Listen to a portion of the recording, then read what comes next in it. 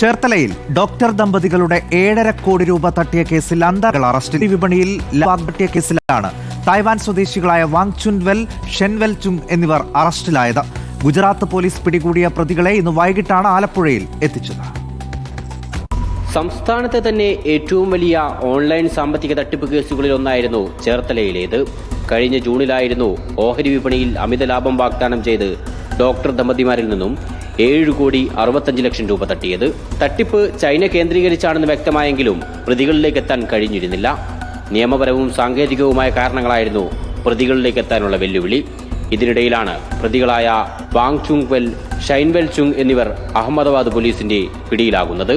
തുടർന്ന് ജില്ലാ ക്രൈംബ്രാഞ്ചിന്റെ നേതൃത്വത്തിൽ പ്രതികളെ കേരളത്തിലെത്തിക്കുകയായിരുന്നു. ഇവരിപ്പോൾ ചേർത്തല കോടതിയിൽ ഹാജരാക്കണം. അത് നാളെ ഹാജരാക്കാൻ സാധ്യതയുള്ളൂ. അത് നമ്മൾ അതിനുശേഷം നമ്മൾ കസ്റ്റഡിയിൽ വാങ്ങി ചോദ്യം ചെയ്യും. ഇപ്പോൾ അത് ജുഡീഷ്യൽ കസ്റ്റഡിയിലാണ്. കേസിൽ കോഴിക്കോട് സ്വദേശികളായ മുഹമ്മദ് അനസ്, പ്രവീഷ്, അബ്ദുൾ സമദ് എന്നിവരാണ് ആദ്യം പിടിയിലായത്. പിന്നാലെ രാജസ്ഥാൻ സ്വദേശികളായ 2 പേരെ കൂടി പോലീസ് പിടികൂടി.